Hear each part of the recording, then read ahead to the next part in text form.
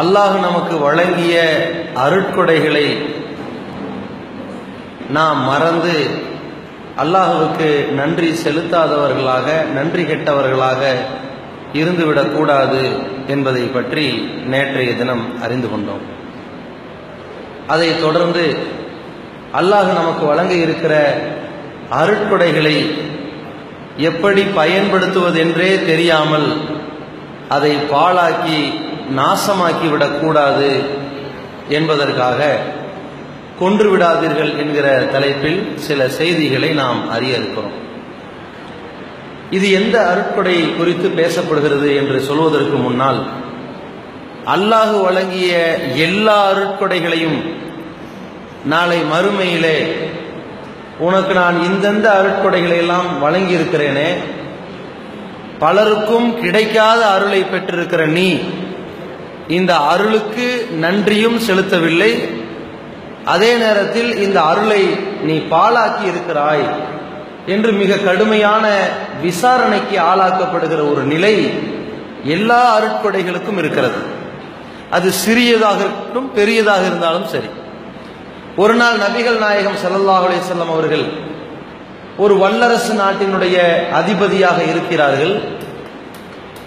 பல மனைவிமார்களுக்கு கணவனாக இருக்கிறார்கள், ஆன்மீக தலைவராக இருக்கிறார்கள். அந்த வறுமையினுடைய நிலை, கடுமையான பசியின் காரணத்தினால் வீட்டை விட்டு வெளியேறி வந்து நிற்கிறார்கள்.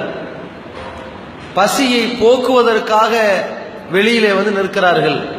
கொஞ்ச நேரம் அந்த பசியை மறக்க வேண்டும் என்பதற்காக வீட்டு வெளியிலே நிற்கிற பொழுது அபூபக்கர் சித்திக் ரலியல்லாஹு உமர் ரலியல்லாஹு பார்க்கிறார்கள். உங்க ரெண்டு பேரையும் வீட்டை விட்டு வெளியேற்றியது எது என்று ரசூலுல்லாஹி ஸல்லல்லாஹு அலைஹி வஸல்லம் அவர்கள் கேட்பதற்கு முன்னாக, இந்த ரெண்டு பேர் அல்லாஹ்வின் தூதரே, நீங்க வெளியே நிக்கிறீங்களே என்ன காரணம்னு கேட்டாங்க. அப்ப ரசூலுல்லாஹி ஸல்லல்லாஹு அலைஹி வஸல்லம் சொன்னாங்க, பசிதான், அதனால அதை தாங்கிக்க முடியல, நான் வெளியே வந்து நிக்கிறேன்னு சொன்னாங்க. அப்ப நீங்க ஏன் வந்து நிக்கிறீங்க? அல்லாஹ் மீது ஆணையாக உங்களை வெளியேற்றிய பசிதான் எங்களையும் வெளியேற்றி இருக்கிறது என்று சொன்னார்கள். அப்ப ரசூலுல்லாஹ்வுக்கு ஞாபகம் வருகிறது, நமக்கு ஒரு அன்சாரி தோழர் ஒரு நாள் வாக்களித்திருந்தார், நீங்க வந்தா எங்க வீட்டுக்கு கண்டிப்பா வரணும் அப்படின்னு சொல்லி இருந்தாரு. நாம அவர் வீட்டுக்கு போய் சாப்பிட்டு வரலான்னு போறாங்க. போன நேரத்தில் அந்த அன்சாரி தோழர் தன்னுடைய மனைவிமார்களும் அல்லாஹ்வுடைய தூதர் அவர்களுக்கு வயிறார விருந்து உபசரிப்பு செய்கிறார்கள். அதை சாப்பிட்டு முடித்த நேரத்தில் ரசூலுல்லாஹி ஸல்லல்லாஹு அலைஹி வஸல்லம் இரண்டு நபித்தோழர்களிடத்திலே சொன்னார்கள், சும்மல துஸ்அலுன்ன அன் ஹாதன் நயீம், இந்த அருட்கொடைக்காக நீங்கள் கண்டிப்பாக மறுமையிலே விசாரணைக்கு நிறுத்தப்படுவீர்கள் என்றார்கள். ஒருவேளை உணவுக்காக ஒருவர் நமக்கு வழங்கிய அந்த விருந்தோம்பலுக்காக நீ என்ன செய்திருக்கிறாய்? நன்றி செலுத்தி இருக்கிறாயா? அவருக்காக பாவ மன்னிப்பு தேடி இருக்கிறாயா? அவருக்காக இறைவனின் கருணை வேண்டும் என்று பிரார்த்தனை செய்திருக்கிறாயா என்று பல வகையான கேள்விகள் அவருக்கு இருக்கிறது என்பதை அல்லாஹ்வுடைய தூதர்கள் நினைவுபடுத்தினார்கள். எந்த அருட்கொடைகளாக இருந்தாலும் சரி, அதை நாம் எந்த வகையிலுமே பாழாக்கிவிடக் கூடாது என்பதை முதலில் கவனத்தில் வைத்துக் கொண்டு, நாம ஏன் இந்த தலைப்பை தேர்ந்தெடுத்திருக்கிறோம்? கொன்று விடாதீர்கள் என்பது ரொம்ப வைரலான ஒரு வார்த்தை தான், அதை பயன்படுத்தக்கூடாதுதான். ஆனால் நம்முடைய கால சூழ்நிலையில் நம்முடைய செயல்பாடுகள் சிலரை கொலை செய்து விடுமோ என்கிற ஒரு ஐயப்பாடுகள், அச்சம் ஏற்பட்ட காரணத்தினால தான் இந்த தலைப்பை தேர்வு செய்திருக்கிறோம். இன்றைக்கு பலருக்கும் கிடைக்காத அருட்கொடைகளில் ஒன்று குழந்தை செல்வம். அப்படிப்பட்ட அருளை அல்லாஹ் நமக்கு வழங்கி இருக்கிறான். ஆனால் அந்த குழந்தைகளை நாம் சரியான முறையிலே குழந்தை என்கிற அருட்கொடையை பயன்படுத்தி இருக்கிறோமா? அதை பக்குவப்படுத்தி இருக்கிறோமா? நல்லதொரு வாழ்க்கை முறை அதற்கு அமையும் வரை அதற்கு சரியான முறையிலே நம் வீட்டிற்கு வந்திருக்கிற ஒரு விருந்தாளியாக அதை நாம் பார்த்திருக்கிறோமா என்று ஒவ்வொருவரும் அல்லாஹ்வுக்கு பயந்தவர்களாக யோசித்து பார்க்க வேண்டும். இன்றைக்கு குழந்தையை பெற்றெடுத்தவர்கள், பெற இருப்பவர்கள் என்று இரண்டு தரப்பு மக்கள் இருக்கிறோம். அப்ப இந்த மாதிரி நிலையில இந்த ஒரு அருளை நாம் என்ன செய்திருக்கிறோம் என்று பாருங்கள். இன்றைக்கு நம் சமுதாயத்தில் நம்முடைய குழந்தைகளை கொலையா செய்திருக்கிறோம் என்று ஒரு கேள்வி வரலாம்.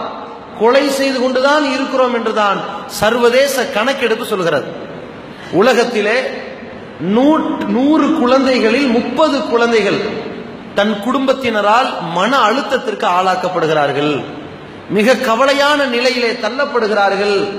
அடியின் மூலமாகவோ அச்சுறுத்தல் மூலமாகவோ எந்த செயலை செய்ய தொடங்கினாலும் பலருடைய கோப பார்வை மூலமாகவோ கடிந்து வாய்விட்டு திட்டுவதன் மூலமாகவோ 30% குழந்தைகள் மன அழுத்தத்திற்கு ஆளாகி விடுகிறார்கள் என்று புள்ளி விவரம் தெரிவிக்கிறது. 120க்கும் மேற்பட்ட சதவீத குழந்தைகள் வீட்டை விட்டு வெளியேறி ஓடி விடுகிறார்கள் என்று புள்ளி விவரங்கள் தெரிவிக்கிறது. காரணம் என்ன? அந்த குழந்தைகளை, அந்த பிஞ்சு உள்ளங்களை நாம் எப்படி பண்படுத்த வேண்டும் என்று அறியாதவர்களாக, ஏதோ நம்முடைய உடலில் ஆற்றல் இருக்கிறது, திருமணம் செய்தோம், பிள்ளைகளை பெற்றுவிட்டோம், அந்த பிள்ளைகளை எப்படி வளர்த்தெடுக்கிறோம் என்று கூட தெரியாதவர்களாக இருக்கிறோம். ஒரு கதை கூட சொல்வார்கள், அடிப்படை கோளாறு எங்கே இருக்கிறது என்று புரிந்து கொள்வதற்காக. பள்ளிக்கூடத்திலே மாணவர்கள் அமர்ந்திருக்கிற பொழுது வாத்தியார் பாடம் எடுக்கிறார். திடீரென்று அதை எக்ஸாமைன் பண்ணுவதற்கு ஒரு இன்ஸ்பெக்டர் உள்ளே வந்து விடுகிறார், அதிகாரி. போர்டுல வேகமா என்ன செய்யறாரு, ஒரு இங்கிலீஷ் வார்த்தையை எழுதிவிட்டு மாணவர்கள் ஒருத்தனை எழுப்பி படிடான்னாரு. அதுல ஒருத்தன் எழுந்துரு எலக்ட்ரிக் குட்டி அப்படின்னு படிச்சான். அப்ப இவருக்கு பயங்கர ஆத்திரம், என்னடா இது எலக்ட்ரிக் சிட்டின்னு எழுதி இருக்கிற, நீ அதை போய் எலக்ட்ரிக் குட்டின்னு படிச்சிருக்கிற, இது சரியில்லை, என்னத்தை பாடம் நடத்தி கிழிச்சிங்க, அதனால இந்த பையன் சரியில்லை, நான் இது பெரிய அளவுல நடவடிக்கை எடுக்கணும் அப்படின்னு சொல்ல. வாத்தியார் சொன்னாரு, இதெல்லாம் நீங்க பெருசுப்படுத்தாதீங்க, ஏன்னா நம்ம ஊரை பொறுத்த வரைக்கும் இது நகரங்கள் கிடையாது, கிராமங்கள், அவர்களுக்கு இருக்கிற கெப்பா குட்டியா இவ்வளவு ஆண்டார் அவரு. இவனுக்கு ஆச்சரியமாயிருச்சு, ஏன்டா கெப்பா சிட்டின்னு சொல்லடா, வாத்தியாரை இப்படி பேசுறீங்கன்னு கோபம் வந்துருச்சு. இது சரிப்பட்டு வராது, நான் தலைமை ஆசிரியரை போய் பார்க்கறேன் அப்படின்னு போய் தலைமை ஆசிரியரை பார்த்து, இது நீங்க பள்ளிக்கூடத்தில் பாடம் நடத்துற லட்சணமே மோசமா இருக்குன்றாரு. உடனே அவரு, இதை தயவு செய்து எங்கேயும் போய் பப்ளிக் குட்டி பண்ணிடாதீங்க என்றார் அவரு. பப்ளிசிட்டிங்கிறது கூட அவருக்கு சொல்ல வரல. இதெல்லாம் எதுக்கு சொல்லுவாங்கன்னா, வாத்தியாரை சரி பண்றதுக்கு இல்ல, தொடக்கமே கோளாறா இருக்கிறது. அப்ப கீழே போய் என்ன பார்க்கிறது, மாணவர்களை குறை சொல்லக்கூடாது, வாத்தியாரையும் குறை சொல்லக்கூடாது, இதனுடைய தொடக்கம் அந்த தலைமை ஆசிரியர்கிட்டே கோளாறு இருக்கிறது. அது மாதிரி இன்றைக்கு நம் குடும்பத்தில் எங்கே கோளாறு இருக்கிறது என்று கேட்டால் பெற்றோர்களிடத்தில் தான் கோளாறு இருக்கிறது. அப்ப பெற்றோரிடம் இருந்தா இதை ஆரம்பிக்கணும். ஆனால் ஒரு மனநல பிரச்சனைன்னு வைங்களேன், இதெல்லாம் மனநலம் சார்ந்த ஒரு கவுன்சிலிங் சார்ந்த தலைப்பு தான், சரிங்களா? ஒரு மனநலம் சார்ந்த பிரச்சனை எதுவா இருந்தாலும் நம்ம எல்லாத்தையுமே ஒரு பழக்கம் இருக்கிறது, நமக்கு குறை இருக்கிற மாதிரி காட்டிக்கவே மாட்டோம். அடுத்த ஆளுக்கு குறை இருக்கிற மாதிரி தான் கூட்டிட்டு போய் உட்கார்றது. டாக்டர், என் மகன் நான் சொல்படி கேட்க மாட்டேங்கிறான், இப்படிதான் போய் உட்காருவோம். கோளாறு இவன்ட்ட தான் இருக்கும். என் பொண்டாட்டி சரியில்லை, இவன்ட்ட தான் கோளாறு இருக்கும், ஆனா மனைவியை போய் குறை சொல்லுவா. ஆனா பிசிக்கலா நமக்கு ஏதாவது பிரச்சனைன்னு வைங்க, யாரும் கூட்டிட்டு போக வேண்டாம், நம்மளே வாலண்டியரா போய் எனக்கு வயிற்று வலி, 4 நாளா சாப்பிட்டது செமிக்கல, அப்படி இப்படின்னு சொல்லி தன்னுடைய பிரச்சனையை அழகா சொல்லிடுவான். மனநல பிரச்சனைனா தான் தான் பிரச்சனையை சொல்லவே மாட்டான், சொல்ற பிரச்சனையெல்லாம் அடுத்தவங்க மேல சாடி தான் போய் சொல்லுவான். அதனாலேயே டாக்டர் என்ன செய்வாரு, முதல்ல இவன் 1/2 மணி நேரம் விசாரிச்சுட்டு கொஞ்சம் வெளியே உட்காருங்க, உங்க மனைவி நீ என்னமா சொல்லு, அப்பதான் அவருக்கு உள்ரங்கமே யாருக்கு பிரச்சனைன்னு தெரியும். இதுக்கு ஒரு கதை கூட சொல்லுவாங்க. ஒருத்தர் என்ன பண்ணிருக்கிறாரு, டாக்டர்கிட்ட போய், டாக்டர் ஐயா என் மனைவி காது கேட்கல, செவிடு, ஆனா நீ செவிடியா இருக்கிறேன்னு சொன்னா கேட்க மாட்டேங்கிறா, புரிஞ்சுக்க மாட்டேங்கிறா, அதனால அவளுக்கே தெரியாம சோத்துல ஒரு மாத்திரையை கலந்து கொடுத்தா அந்த செவிடு பிரச்சனை சரியாயிரணும், அப்படி ஒரு மாத்திரை தாங்கன்னு கேட்க. அப்ப டாக்டர் சொன்னாரு, எந்த மாதிரியான செவிடுன்னு அளவு தெரிஞ்சுக்கிட்டா நான் அந்த மாதிரியான மாத்திரையை தருவேன்னு சொன்னாரு. உடனே இவர் செக் பண்ணணும்ல, வீட்டு வாசப்படி போய் நின்ட்டாரு. இன்னைக்கு என்ன குழம்பு அப்படின்னு கத்தி இருக்கிறாரு, பதில் வரல. ஓ, இவ்வளவு டிஸ்டன்ஸ் கேட்காது. அதுக்கப்புறம் உள்ள போய் ஹால்ல நின்று இன்னைக்கு என்ன குழம்பு அப்படின்னு இருக்காரு, பதில் வரல, இவ்வளவும் கேட்காது. கிச்சன்ல போய் பக்கத்துல நின்று இன்னைக்கு என்ன குழம்பு அப்படின்னு இருக்காரு. அந்த அம்மா சொல்றாங்க, மீன் குழம்பு நான் தான் 3 வாட்டி சொன்னேன்ல, கேட்கலையான்னு கேட்டாங்க. அப்பதான் இவனுக்கு எப்ப கோளாறு நம்மள்ட்ட. அந்த மாதிரி நம்ம சமுதாயத்தில் அதிகமான பிரச்சனைகளை கோளாறு நம்மிடத்தில் வைத்துக் கொண்டு அடுத்தவனை போய் சாடுவோம்.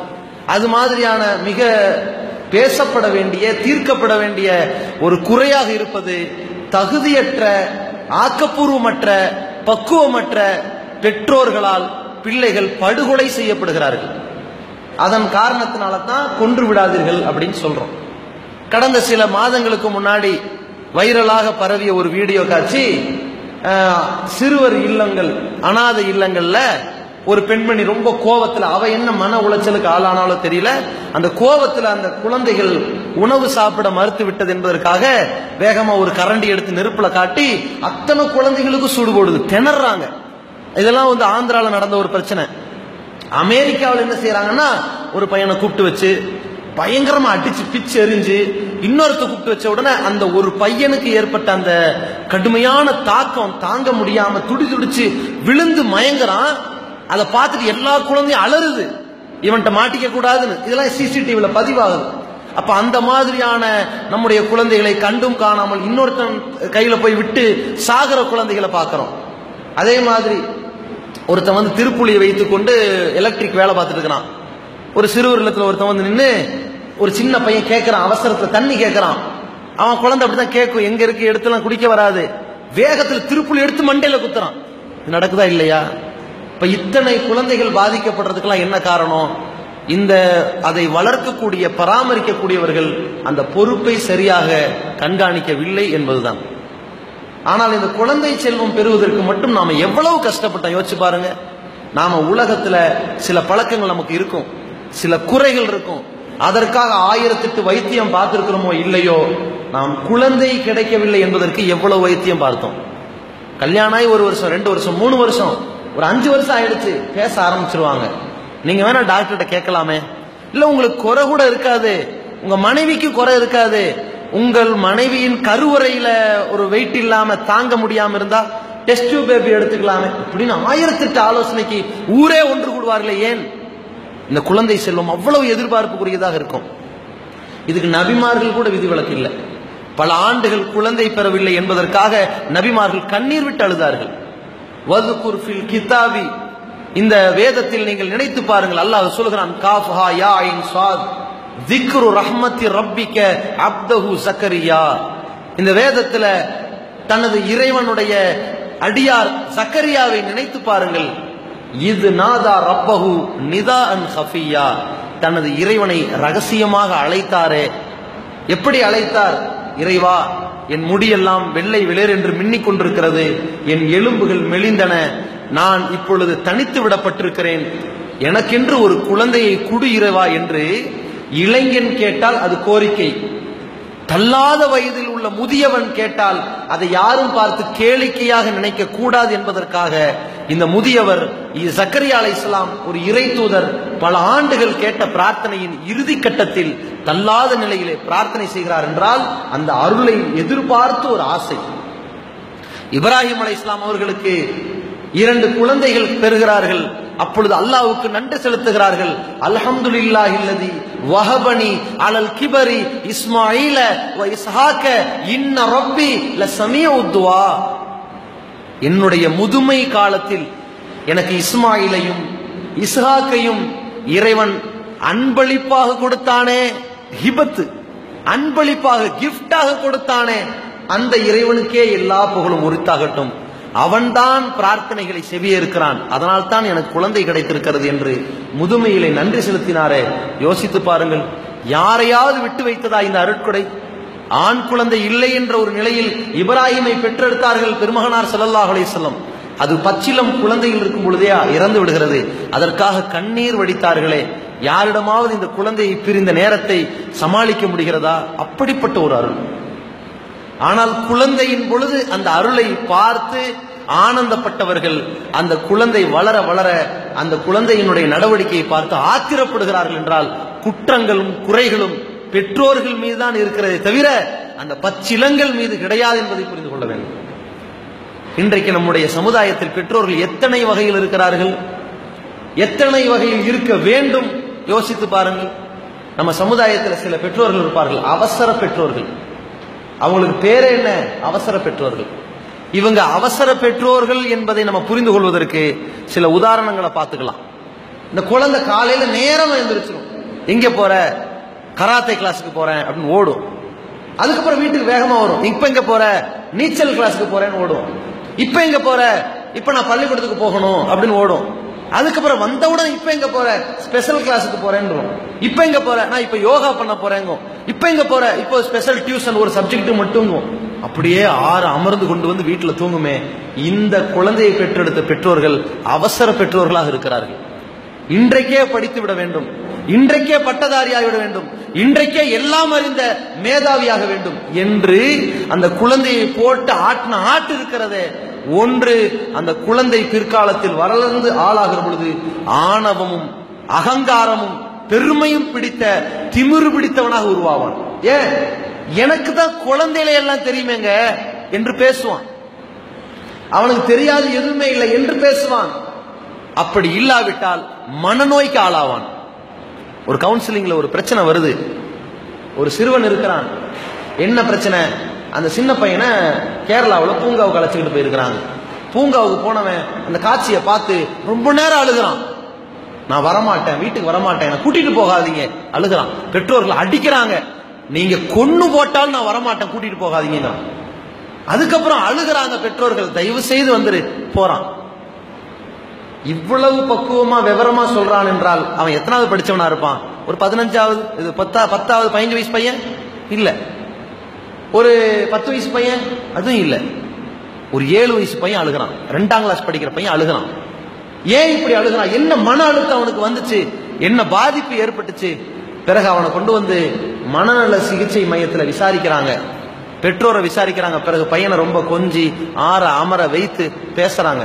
ஏன், எந்த ஒரு மனநலம் பாதிக்கப்பட்டவனும் அந்த மருத்துவர்கிட்ட போனவன அழுவான். அவனை அழ விடணும், அடக்கி வைக்க கூடாது. நம்ம குழந்தையிலேயே என்ன சொல்லி தைக்கிறோம், பிள்ளைங்களா இருந்தா நீ அழக்கூடாது, ஆம்பளையா இருந்தா அழக்கூடாது, பிள்ளையா பொம்பளையா இருந்தா சிரிக்க கூடாதுன்னு ஒரு இலக்கணத்தை சொல்லி வச்சுட்டோம்ல. அப்ப அழுதா உடனே அடக்கி வைப்போம். எப்ப அந்த அழுகையும் கவலையும் அது ரிலாக்ஸா வெளியிட முடியும் சொல்லுங்க? அது அழ விடணும். ஆணா இருந்தாலும் பெண்ணா இருந்தாலும் அழுகணும். அழுகிறியா, அழுது முடி, இப்ப பிரச்சனை என்ன என்று ஆனந்தமான ஒரு நிலைக்கு வரும்பொழுது பேசணும். ஆனா நம்ம செய்யறோம் அப்படி? அழுகையை உடனே அடக்கிறோம். எல்லா துன்பத்தையும் போக்குகிற ஒரு இடத்தை அடைத்தால் அது மிகப்பெரிய அளவுல மன அழுத்தத்தை உண்டாக்கும்னு நமக்கு தெரியல. அப்ப அந்த மனநல மருத்துவர்கள் முதல்ல அளவிடுவார்கள், பேச நினைத்தால் பேச விடுவார்கள், பேசுகிற பொழுது கவனமா கேட்பார்கள். அப்படியா, அப்புறம் வேற என்ன செஞ்சீங்க, அதான பார்த்தேன், நல்ல வேலை, கரெக்டான வேலை பண்ணீங்க. இப்படி சொல்ல சொல்ல நம்ம கவனிக்கிறாங்க. குடும்பத்துல யாருமே கண்டுக்கல, இவர் நம்மளை கவனிக்கிறாரு என்று அந்த சம்பந்தப்பட்ட நோயாளி பாதிக்கப்பட்டு அமர்ந்திருப்பானே அப்படி உள்வாங்க வேண்டும். இப்படி மனநல மருத்துவர்கள் உள்வாங்குவார்கள். இது யதார்த்தம். இது மனநல மருத்துவர்களுடைய பயிற்சியின் அடிப்படை தான். அப்ப அந்த சிறுவனை உள்வாங்குறாங்க. அப்ப அவன் சொல்றான், நான் 1ஆம் கிளாஸ் வரைக்கும் ஒரு பள்ளிக்கூடத்துல படிச்சேன், நல்ல பள்ளிக்கூடமா இருந்துச்சு, எல்லாரும் என்கிட்ட அன்பா பழகுனாங்க. எங்க வாப்பா வந்து இதை விட திறமையா படிக்கிற நல்ல பள்ளிக்கூடம் இருக்குன்னு வேற ஒரு தூரமா சேர்த்து விட்டாங்க. இங்கிருந்து பள்ளிக்கூடத்துக்கு போகும்போது என்னை அடிக்கிறாங்க. எங்க அப்பா சொன்னாரு, கொஞ்சம் பொறுத்துக்க, சரியாயிருந்தாரு. பள்ளிக்கூடத்துல போனோம்னு என்ன அடிக்கிறாங்க, எல்லாரும் புதுசா தெரியறாங்க, வேணும்னா இந்த வருஷம் ஃபுல்லா நான் படிக்காம இருக்கிறேன், இல்லாட்டி என்ன பழைய ஸ்கூல்ல சேர்த்துருங்கன்னு அழுகிறான். அப்புறம் பெற்றோரை கூப்பிட்டு வச்சு அந்த டாக்டர் சொன்னாரு, உங்க குழந்தைய இந்த வருஷமே நீங்க கொல்ல விரும்புறீங்களா, அல்லது இனிமேல் இந்த குழந்தைய வளர்க்கணும்னு எதுவும் ஆசைப்படுறீங்களா, கொல்றதா இருந்தா இங்க விட்டுருங்க அப்படின்னா. அப்பதான் பெற்றோர்கள் பதறிட்டாங்க. என்னங்க சொல்றீங்க, நாங்க என்னங்க பாவம் பண்ணோம், நீங்க செஞ்சதான் பெரிய பாவம். ஏன் இப்படி ஸ்கூலை மாத்துனீங்க? பட்டதாரி ஆயிடுவானோ, பட்டதாரி ஆகி இன்னைக்கே வந்து உங்களுக்கு சம்பாரிச்சு கொடுக்க போகணும்னு எதிர்பார்க்குறீங்களா, காசு ஆசை பிடிச்சி திரிகிறீங்களா? இல்ல, அப்படியெல்லாம் இல்ல, ஒழுங்கா இப்படி நடத்துங்கன்னு புத்திமதி சொல்லி மாற்றுகிற நிலை. இதுதான் அவசர பெற்றோர்கள். இந்த வயசுலயே பெரிய ஆளாகணும், 100க்கு 100 வாங்கணும், ஃபர்ஸ்ட் ரேங்கா இருக்கணும், மெரிட்ல வரணும், எல்லாரும் மெச்சக்கூடிய வகையில் அவன் உருவாகணும். இப்படின்னு திணிச்சு அந்த குழந்தையினுடைய வாழ்க்கையையும் நிம்மதியையும் மறக்கடிச்சு அழிச்சு நாசமாக்குகிறார்களே, இதனால் பிள்ளைகள் மிகப்பெரிய மன அழுத்தத்துக்கு ஆளாகிறார்கள். இவர்கள் அவசர பெற்றோர்கள். அடுத்த ஒரு பெற்றோர்கள் இருக்கிறாங்க. அவங்க யாரு? அடிதடி பெற்றோர்கள். அவர்களுக்குன்னு சில பழமொழியெல்லாம் ஞாபகத்துக்கு வரும். அடியாத மாடு படியாதும்பாங்க. அடி உதவுற மாதிரி அண்ணன் தம்பி உதவ மாட்டாம்பாங்க. 4 சாத்துங்க, எல்லாம் அப்படி அடங்கிடுவான், கட்டுப்பட்டுருவான் அப்படிம்பாங்க. ஏன் உங்க குழந்தைங்க அடங்கல? 2 மிளகாய் எடுத்து கண்ணில் தேய்ங்க, சரியாயிருப்பாங்க. அல்லது மிளகாய் எடுத்து வாயில திணிங்கம்பாங்க, வெங்காயத்தை எடுத்து கண்ணில் தேய்ச்சி விடுங்கம்பாங்க. இப்படி வளர்க்கப்படுகிற எந்த குழந்தைகளாக இருந்தாலும் சமுதாயத்தில் கோழைகளாக உருவாகுவார்கள். தாழ்வு மனப்பான்மையின் உச்சகட்டத்தில் உருவாகுவார்கள். சமுதாயத்தில் யாரிடத்திலும் வாய் விட்டு பேச மாட்டார்கள். ஏன்? நாம பேசினா அடிப்பாங்களோ, இந்த வார்த்தை சொன்னா குற்றமாயிருமோ. நம்ம வீட்டில் அப்படித்தானே வந்தோம். இப்படிதான் வரும். சில பெற்றோர்கள் ரொம்ப கொடூரக்காரர்களாக இருப்பார்கள், கடிந்து கொள்வார்கள், அடிப்பார்கள். வீட்டுக்குள்ள நுழைஞ்ச உடனே பேக திறப்பாங்க, பாக்ஸ பார்ப்பாங்க, ஒரு பென்சில் காணோம், பலார்னு ஒரு அறை விடுவாங்க. அந்த குழந்தை வீட்டுக்கு வரதையே பயப்படும், ஓடி போயிடும். அடுத்து பார்ப்பாங்க, அந்த குழந்தை அழுகும். ஏன் அழுகிற, என்னாச்சு, உன்னை யாரு அடிச்சனா, நானு ஏன் அழுகிற அப்படிம்பாங்க. அப்ப சொல்லும், என்ன பள்ளிக்கூடத்துல ஒரு பையன் அடிக்க வந்தான்னு ஆரம்பிக்கும். நீ தப்பு பண்ணிருப்ப அப்படின்னு ஒரே வார்த்தை, அப்படியே அரண்டும். நாம் இந்த நேரத்தில் குறைகளை யார்கிட்ட போய் சொல்றது? தேடும். கொஞ்சம் யோசிச்சு பாருங்க, அந்த குழந்தையை நம்ம தோல்ல சுமந்து இருக்கும் போது ஒரு அறிமுகம் இல்லாத ஒரு விகாரமான ஒருவர் வருகிறார். பதறி போய் அந்த குழந்தை நம்மளை கட்டி அணைக்குதே, அப்ப அந்த குழந்தைய பிச்சு அவன்கிட்ட கொடுத்தீங்களா? நீங்க ஏங்க பயமுறுத்துறீங்கன்னு கேட்டீங்களா? அல்லது குழந்தைய கட்டி அணைச்சீங்களா? அல்லது விட்டீங்களா? நாம் அப்பொழுது இருக்க பிடித்தோம். ஆனால் அதே குழந்தை மன இறுகி போய் ஸ்கூல்ல அடிச்சாங்க, பெற்றோர் டீச்சர் திட்டினாங்கன்னு நாம் ஏன் போய் நாளைக்கு போய் கேட்க கூடாது? நம்ம மனசு வரல. இப்படி அடிதடி பெற்றோர்கள் இருப்பதால் பிள்ளைகள் கோழைகளாக இருப்பார்கள், தாழ்வு மனப்பான்மையா இருப்பார்கள், சபையிலே வாய் திறந்து பேச மாட்டார்கள். அதற்கு பிறகு அந்த குழந்தை அழுகும். ஏன் தெரியுமா? பேசுனா குற்றம், பேசலன்னா ஏண்டா வாயை திறந்து ஒரு சலாஞ்சொல்ல அடிச்சிருவாங்களோ, இப்படி ஒரு மன அழுத்தத்திற்கு ஆளாகும். இந்த மாதிரி குழந்தைகள் உருவாக கூடாது. அதே மாதிரி இன்னொரு வகையான பெற்றோர்கள் இருக்கிறார்கள், அன்பு பெற்றோர்கள். அது என்ன? அது ரொம்ப சிறப்பு நினைச்சிடாதீங்க, அது ரொம்ப டேஞ்சர். அது என்ன அன்பு பெற்றோர்கள்? அந்த குழந்தை எதை கேட்டாலும் வாங்கி கொடுப்பாங்க. சில நேரங்களில் மார்க்கெட்டுக்கு கூட்டிட்டு போகும்போது அந்த குழந்தை எந்த பொருளை பார்க்குதோ ஏங்கி விடக் கூடாது என்று உடனே வாங்கி கொடுத்துருவாங்க, கேட்காமல. சில நேரங்களில் அதே பெற்றோர்கள் அந்த குழந்தைகிட்ட இன்னைக்கு என்கிட்ட காசு இல்லை அப்படின்னு தொடங்குவாங்க. அந்த குழந்தை அப்படி லைட்டா கத்தும், உடனே வாங்கி கொடுத்துருவாங்க. சில நேரங்களில் அதே பெற்றோர்கள் தன்னுடைய பிள்ளைகள்கிட்ட நாளை கடன் வாங்கியாவது நான் வாங்கி கொடுத்துறேன், கவலைப்படாதமா அப்படின்னு சொல்லும் பொழுது, இன்னைக்கே நீ வாங்கி கொடுக்கல, எனக்கு சோறு தேவையில்லைன்னு தட்ட வீசி எறியும், உடனே வாங்கி கொடுப்பாங்க. அப்படிப்பட்ட அன்பு காட்டுகிற பெற்றோர்கள். இதனுடைய விளைவு எப்படி உருவாகும் தெரியுமா? இந்த பிள்ளைகள் பிடிவாதக்காரனாக உருவாகுவார்கள். நாளைக்கு அந்த பெற்றோர்கள் தனக்கு தேவையான பொருளை வாங்கி கொடுக்காவிட்டால் வீட்டில் 8வது மாடியிலிருந்து தற்கொலை செய்ய தயாராவார்கள். அப்படி இல்லாவிட்டால் தாய் தகப்பனை கொலை செய்து விட்டுத்தான் வெளியேறுவார்கள். ஒரு கவுன்சிலிங்ல ஒரு பிரச்சனை வருது. ஒரு தகப்பனார் செல்போனை எப்படி எடுத்து படிக்கிறார். என்ன படிக்கிறார்? முதியோர் இல்லத்தில் நான், இதான் படிக்கிறார். ஒரு ஆர்டிகல் அவர் படிக்கிறாரு, கண்ணில் கலங்கி தண்ணீர் விழுந்துகிட்டே இருக்குது. ஏங்க அழுகிறீங்க? கொஞ்சம் அழுகாம, கொஞ்சம் பதட்டப்படாம சொல்லுங்க, என்ன பிரச்சனை? இல்ல, நான் ஒரு பையனை வளர்த்தெடுத்துட்டு இருக்கிறேன், நாளைக்கு அவன் என்ன கொலை பண்ணிடுவானா அல்லது என்ன முதியோர் இல்லத்துல சேர்க்க போறானான்ற ஒரு கேள்விக்குறி எனக்கே வந்துருச்சு என்று அழுகிறார். இப்ப நம்ம சொல்றோம், எங்க கால சூழ்நிலை யாருக்கும் எப்படி மாறும், கொஞ்சம் பொறுத்துக்குங்க, என்ன பிரச்சனை அப்படிங்கும் போது அவர் இதை சொல்றாரு. சின்ன வயசுல இருந்து எனக்குன்னு பிறந்திருக்கிற ஒரு ஆம்பளை பிள்ளைன்னு வளர்த்தேன், கேட்டதெல்லாம் வாங்கி கொடுத்தேன். அதனுடைய விளைவு இன்னைக்கு வரைக்கும் அவன் தட்டில் சாப்பாடு சாப்பிட மாட்டான், நான் ஊட்டி விட்டாதான் சாப்பிடுவான். இன்னைக்கு வரைக்கும் அவன் ரொம்ப டென்ஷன் ஆவான். நாங்க என்ன செய்யணுங்கிறத அவன் முகபாவனை பார்த்து நாங்க மாறணும். அதனால மார்க்கப்படி சோத்துல விஷம் வச்சு கொலை பண்றதுக்கு அனுமதி இருக்கான்னு கேட்கிறான். தகப்பனார் தாங்க முடியாம மன அழுத்தத்துக்கு ஆளாகி, நான் இப்ப என்ன செய்யணும்?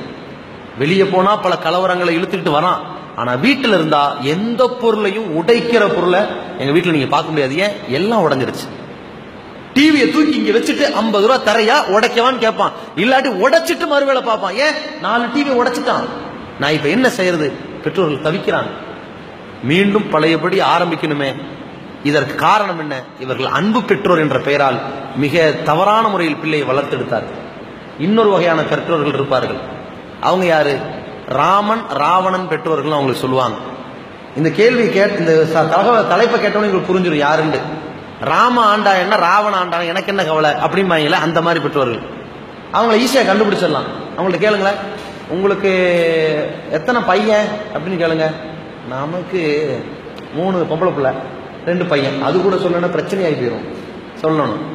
மூத்த பையன் எத்தனை படிக்கிறான்? மூத்த பையனா? ஏய், மூத்த எத்தனை பேர் படிக்கிறான்? ஏன், நீ யார்? பக்கத்து வீட்டுக்காரனா? தெரியாது. சில பேர் இருக்காங்க, பொண்டாட்டி இருந்தா பதில் சொல்லுவான், பொண்டாட்டி இல்லாட்டி அவன் 6வதோ 7வதோ படிப்பான். இது பதில். அப்ப 2வது அவன் 3வதோ 2வதோ படிப்பான். இவன் யாரு? வக்கத்தவன். இந்த மாதிரி பிள்ளைகள் வளர்ந்தா எப்படி வளரும் தெரியுமா? பெருமையா சொல்லுவாங்க, நான் என் பிள்ளை அடிக்க மாட்டேன். நீ என்னைக்கு பார்த்த? கண்டுக்கவே மாட்டானே. சில பேர் இருக்காங்க, நான் எல்லாம் என் பிள்ளைய அடிக்கிறது இல்ல, திட்டு, அதுவா நடக்கும் அப்படின்னா ஆடு மாடா அதுவா நடக்குங்கிறதுக்கு அப்ப நீ ஏன் அப்பன் இருக்கிற? அந்த குழந்தையை எதையும் கவனிக்க மாட்டார்கள். ஆனால் எதையுமே கண்டுக்காவிட்டால் அதுவே வளர்ந்து நினைக்கிறானே, நல்லா புரிஞ்சுக்குங்க. அப்படிப்பட்ட பிள்ளைகள் பிச்சைக்காரர்களாக வளருவார்கள், சுயமரியாதை இழந்து வளருவார்கள், தகுதியற்ற தருதலைகளாக உருவாவார்கள். ஏன்? கேட்க நாதி இல்லை. சிறு வயதில் இது தப்பு இது சரி கேட்க நாதி இல்லை. அந்த குழந்தைகள் காசு கேட்குது, இவன் தான் கண்டுக்க மாட்டானே, அம்மாட்ட வாங்கி கேட்பான். அப்ப யார்ட்டையும் கேட்கலாம் என்று பாடம் படிக்குது. கண்டுக்க ஆள் இல்ல, யார்ட்டையும் காசுக்காக வேண்டிய அலையும், திருடனாக உருவாகும், சுயமரியாதை இழந்து சமுதாயத்தில் நிற்கும். அப்ப என்ன பண்ணுவாங்க? ஏங்க இப்படி இருக்கிறான்? பெத்தவன் சரியில்லைங்க, ஒரே பதிலா இருக்கும். அப்படியும் இருக்கக்கூடாது. அப்போ எந்த வகையில் அவசர பெற்றோராகவும் இருக்கக்கூடாது, அடிதடி பெற்றோராகவும் இருக்கக்கூடாது, அதே மாதிரி கண்டுகொள்ளாத பெற்றோராகவும் இருக்கக்கூடாது, அன்பு பெற்றோர் இருக்கக்கூடாது. அப்ப எந்த பெற்றோராக இருப்பது? யோசிச்சு பாருங்க. எந்த பெற்றோர் என்றால் குழந்தை மைய பெற்றோர் என்று ஒருத்தங்க இருக்கிறாங்க. நாம் குழந்தையாக இருந்து நம்முடைய நிலையை கண்டால் எப்படி யோசிப்போமோ அதே போல நம்முடைய மகனை பார்க்கணும், நம்முடைய மகளை பார்க்கணும். கண்காணிக்கவும் வேணும், கண்டிக்கிறோங்கிற பேர்ல கடிச்சு விட்டுறக்கூடாது, தவற திருத்தவும் வேணும், அதனால அவனை தள்ளி விட்டுறக்கூடாது என்று ரொம்ப பக்குவமாக ஆராயிற ஒரு மிகச்சரியான குழந்தை மைய பெற்றோர்களா இருக்கணும். அந்த குழந்தை மீது அக்கறையும் ஆர்வமும் கண்காணிப்பும் கொண்ட பெற்றோர்களா இருக்கணும். எப்படிப்பட்டவர்கள்? ஒரே ஒரு உதாரணத்தை சொல்றேன். நம்ம வீட்டில் இருக்கிறோம், திடீர்னு நம்முடைய குழந்தை ஒரு தட்டை தூக்கிட்டு வருது, டமால்னு கீழே போட்டுருச்சு. சனியனே, உனக்கு இதை கூட தூக்கிட்டு வர தெரியாது, இப்படி பேசக்கூடியவன் அடிதடி பெற்றோரா இருப்பான். தூக்கி உடடா, என் மகன்ல கையில எது கிடைச்சாலும் உடைப்பான் பாத்தீங்களா என்றால் அவன் அன்பு பெற்றோரா அந்த பிள்ளைய அழிப்பான். அவன் உடைச்சா என்ன, உடைக்க நமக்கு என்னன்னா இவன் வீணா போவான். அந்த குழந்தைய உடனடியா கவனிக்கணும். உடைச்சிட்டியா? நீ என்ன தெரிஞ்ச வேணும்னு உடைச்ச?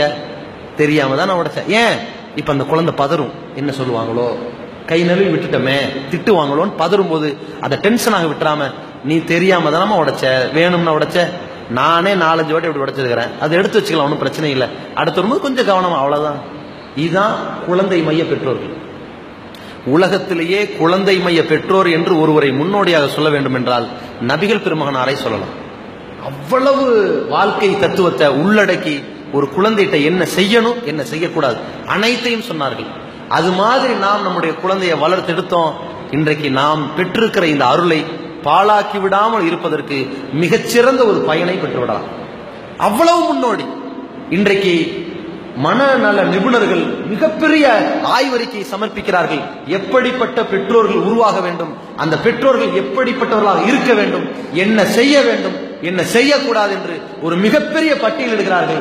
அத்தனை பட்டியலையும் நிறைவேற்றிய முதலிடம் பெற்ற ஒரு முன்மாதிரியாக நபிகள் பெருமகனாரை மட்டும்தான் பார்க்க முடிகிறது. அவ்வளவு உதாரணங்கள், அவ்வளவு சம்பவங்கள், அப்படிப்பட்ட ஆக்கப்பூர்வமான பல நிகழ்வுகளை இன்ஷா அல்லாஹ் நாளைய இரவிலே கண்டு அது குறித்த படிப்பினையை நம்முடைய வாழ்க்கையிலும் அமல்படுத்தக்கூடிய நன்மக்களாக எல்லாம் வல்ல அல்லாஹ் ரப்பல் ஆலமீன் நம்மை ஆக்கியருள்வானாக.